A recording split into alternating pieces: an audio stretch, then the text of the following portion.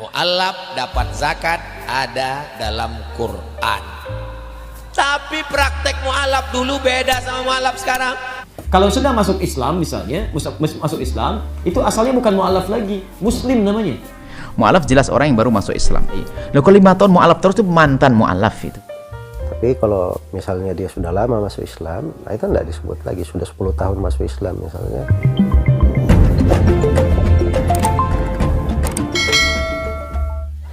Mu'allaf berhak mendapatkan zakat. Apakah ada baginya batasan mendapatkan zakat? 1 kali, 2 kali, 3 kali? Berapa kali dia dapat zakat mu'allaf itu? Innamas sadaqatu lil fuqara, fakir, wal masakin, miskin, wal mu'amilina 'alaiha, amil, wal mu'allafati qulubuhum, mu'allaf, wa fir riqab, budak hamba saya, wal gharimin, orang dililit utang, wa fi sabilillah, perang, wa benis sabil, orang yang musafir putus belanjanya, ibnu sabil namanya. Mu'allaf dapat zakat ada dalam Quran. Tapi praktek mu'allaf dulu beda sama mu'allaf sekarang. Mu'allaf dulu kepala suku. Kepala suku kalau dia dikasih zakat, maka anak-anak buahnya satu suku masuk Islam, kasih kepala sukunya. Maka siapa kepala sukunya? Abu Sufyan. Berapa Nabi kasih dia zakat? 100 ekor onta untuk Abu Sufyan. Abu Sufyan, kau mu'allaf sini. Ini 100 ekor onta untuk 100 ekor onta kali 35 juta, 3,5 miliar. Nih. Oleh sebab itu untuk sekarang ini mu'allaf tidak perlu dikasih, karena banyak penyalahgunaan sertifikat mu'allaf. Kalau sudah mau dekat Ramadan, di print banyak-banyak. Ngaku mu'allaf. Tapi yang mu'allaf masuk Islam itu tetap dikasih zakat, bukan dari asnaf mu'allaf, dari asnaf fakir atau miskin. Karena mu'allaf zaman Nabi dulu adalah kepala suku yang diharapkan kalau dia dikasih 100 ekor onta, maka sampai ke bawah-bawah masyarakatnya akan masuk Islam. Mu'allaf sekarang, dia masuk Islam, istrinya pun tak bisa diajaknya. Dia anggota istri, ikatan suami takut bini. Mu'allaf itu dari kata ullifa, sesuatu yang dilembutkan. Ya, dilembutkan. Orangnya disebut mu'allaf.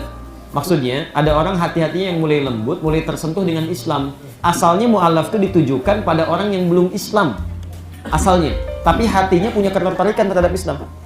Pengen belajar, pengen tahu, pengen macam-macam. Nah, itu boleh diberikan bagian dari zakat, tidak dalam bentuk uang. Misal dalam bentuk majalah, CD keislaman, bacaan-bacaan Islam, supaya dengan itu semakin terbantu dia untuk tergerak memahami Islam. Kalau sudah masuk Islam misalnya, masuk Islam, itu asalnya bukan mu'allaf lagi, muslim namanya. Muslim itu sudah masuk Islam. Perempuannya muslimah. Ada sebagian yang masuk Islam masih disebut mu'allaf karena keadaannya masih goyah hatinya. Kadang-kadang masuk Islam, keluarga menjauhi gitu kan. Ada yang diputus, antum mungkin merasa tenang. Saya tidak sedikit menemukan kasus ada yang dipukulin, ada yang ditusuk menggunakan besi panas, gitu kan? Ada yang ditinggalkan keluarga dan sebagainya, dia kehilangan mata pencaharian. Itu boleh dibantu dengan zakat, dengan infak, supaya dia merasakan ada keluarga yang membantu di lingkungan dia. Dan dengan kasih sayang Allah Subhanahu wa Ta'ala. Tapi kalau sudah berjalan, ya 6 bulan, 7 bulan, setahun, 2 tahun, 16 tahun, itu bukan mu'allaf lagi. Itu muslim namanya. Nggak ada perbedaan. Jadi nggak ada muslim baru, nggak ada muslim lama. Kalau sudah masuk Islam, ya muslim. Di situ keadilan Allah Subhanahu wa Ta'ala. Ya, baik. Dan semoga Allah menjaga Anda dalam kebaikan dan tetap hukumnya sama dengan yang sudah dari mulai lahirnya juga, misalnya sudah bersyahadat. Ya, jadi hukumnya sama. Dia mesti mau sholat, puasa, zakat dan seterusnya. Ya, jadi teman-teman yang sudah memutuskan untuk masuk Islam, diantaranya Anda punya kewajiban untuk mengikuti tuntunan dalam Islam. Kalau masih sulit, misalnya bagaimana? Ya, bantu. Mungkin kurang motivasi. Mungkin ada perasaan, maaf, tertinggal misalnya. Maaf ya teman-teman sekalian. Anda yang termasuk dalam kategori ini misalnya, masuk Islam, atau yang disebut orang mengatakan mu'allaf misalnya, itu beruntungnya luar biasa. Luar biasa. Ya. Dengan Anda masuk Islam, kemudian bersyahadat, itu dosa-dosa yang dulu digugurkan. Makanya kalau mau masuk Islam, jangan banyak dibimbing untuk istighfar. Antum dari mana asalnya? Agama ini. antum banyak dosa sebelum masuk Islam ya. Aduh, istighfar dulu ya sebelum kita bersyahadat. Ingat-ingat nih kasih sayang Allah loh. Banyak ceramah tiba-tiba meninggal orang itu. Siapa yang tanggung jawab? Jadi kalau orang mau masuk Islam langsung syahadatkan aja, bismillah, syahadatkan.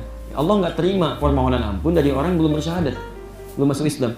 Tapi setelah dia masuk Islam, ada tugas di sekitar untuk membimbing. Jangan biarkan dia sendirian. Ya kadang-kadang merasa saya tertinggal nih, orang sholat sudah bagus, saya belum sholat, jadi malu akhirnya. Ujung-ujungnya nggak sholat-sholat itu kan. Anda rangkul nih teman-teman yang laki-laki. Kalau dia laki-laki, rangkul dengan teman yang laki-laki. Dekatkan dengan dia, berikan motivasi. Tahukah Anda, orang yang baru masuk Islam itu, dosanya gugur, dia beramal soleh sedikit saja kemudian meninggal, masuk surga dia. Kita belum aman. Belum aman. Ada di zaman Nabi seseorang, masuk Islam. Tiba-tiba setelah bersyahadat, naik unta. Begitu naik ke atas unta, untanya terpeleset, Pak. Untanya jatuh mati, orang itu meninggal. Di untanya mati, orang ini wafat. Kata Nabi, ini Islam yang paling enak, tidak bercampur dengan zulim katanya. Ini yang paling enak, beruntung dia. Modalnya cuma dikit, syahadat, naik unta, meninggal. Ada amalan, masuk surga dia. Masya Allah. Ya. Kayak antum misalnya, Masya Allah di sini sudah amalan baik, tobat, keluar dari sini, kepleset misalnya kan, meninggal dunia. Masya Allah. Taubatnya menggugurkan dosa Anda.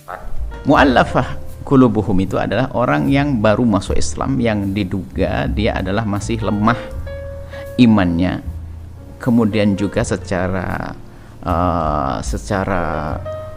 mental dia harus meninggalkan keluarganya dan sebagainya, perlu pendukung. Maka mu'allaf itu ya seperti itu. Maka di sini ada catatan, ada batas waktunya tidak. Sekarang 20 tahun kok mu'allaf tuh bagaimana sih? Mu'allaf jelas orang yang baru masuk Islam, kemudian diduga masih lemah dia, sehingga perlu pendukung. Lemah ekonominya bisa saja, lemah imannya karena baru dikenal Islam. Loh, adakah batas? Ulama tidak membatasi secara khusus, akan tapi umumnya. Kalau ada orang di Cirebon ini masuk Islam, Anda di mana? Kalimantan. Kira kalau ada orang masuk Islam normal, itu berapa lama sih dia akan menjadi seperti yang lainnya? Ya setahun, ada setengah tahun sudah selesai. Loh kalau 5 tahun mu'alaf terus itu mantan mu'alaf itu dia. Jadi mu'alaf itu dalam waktu setahun 6 bulan. Artinya umur orang semacam dia umumnya itu kalau belajar agama sampai kuat menjadi seperti kita, itu berapa tahun? Bisa 6 bulan, bisa 1 tahun ya. Kalau mungkin itu memang susah belajar agama karena negerinya, mohon maaf, seperti negeri yang di negeri yang tidak, bukan negerinya orang beriman, jadi susah cari ilmu, maka bisa saja sampai 2 tahun 3 tahun, bahkan bisa saja 5 tahun. Jadi dikembalikan kepada umumnya orang di tempat itu untuk belajar agama dari waktu-waktu yang ada, kira-kira berapa lama.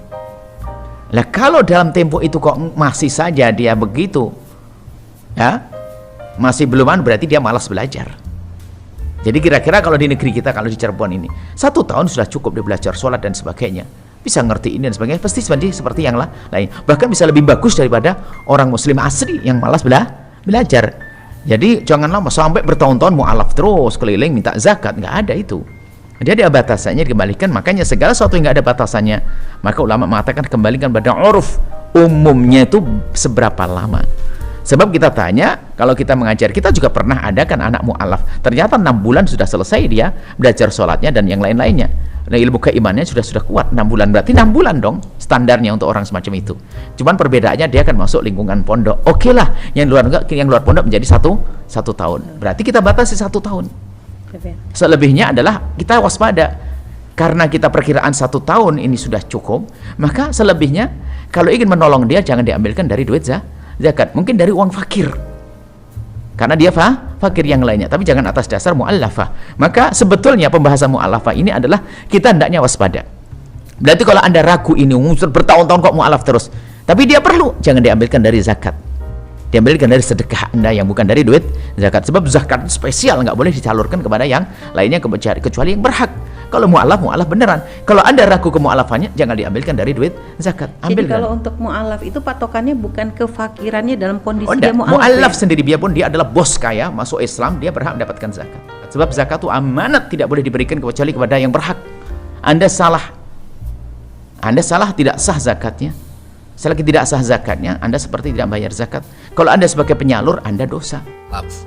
Sampai berapa lama mu'alaf ini diberikan zakat? Apa di tiap Ramadan atau hanya di tahun pertamanya saja saat mu'alaf?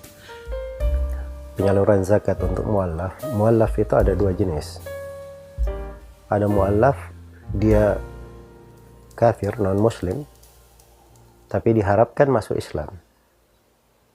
Apalagi kalau dia punya pengaruh di tengah kaumnya dan diharapkan dia masuk Islam, maka itu boleh diberi dari zakat. Boleh diberi dari zakat. Sebagaimana Nabi SAW pernah memberi Aqra bin Habis. Dia salah seorang pemuka di tengah kaumnya.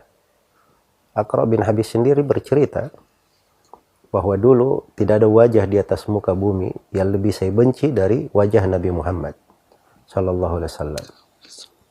Kemudian Nabi Muhammad memberi saya 100 ekor unta. Terus saya diberi lagi 100 ekor unta. Ya, kemudian diberi lagi. Sampai kata Aqra bin Habis, berubahlah wajah Nabi Muhammad menjadi wajah yang paling saya cintai di atas muka bumi. Nah, itu yang membuat dia masuk ke dalam Islam. Nah, ini yang berjalan di tengah sejumlah tempat. Ada di sebagian wilayah di Indonesia ini, suku-suku, daerah-daerah terpencil, itu dilakukan perbuatan baik kepada kepala sukunya. Begitu dia masuk Islam, maka seluruh dari penduduk di sukunya ikut masuk ke dalam Islam. Maka ini maslahat besar, karena itu boleh diberi dari zakat.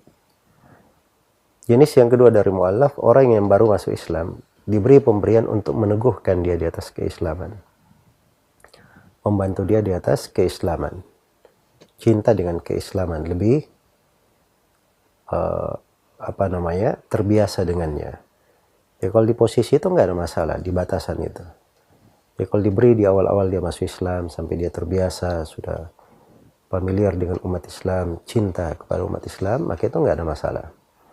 Tapi kalau misalnya dia sudah lama masuk Islam, nah itu nggak disebut lagi. Sudah 10 tahun masuk Islam misalnya, sudah sangat bagus, ya nggak boleh dikatakan dia mu'allaf lagi dari sudut istilah. Jadi kalau penggunaan kata mu'allaf kita di Indonesia ini, penggunaannya terlalu luas ya. Kalau mu'allaf itu dibahasakan orang yang tadinya non-muslim masuk ke dalam Islam, semuanya disebut mu'allaf. Apakah dia baru, sudah lama, atau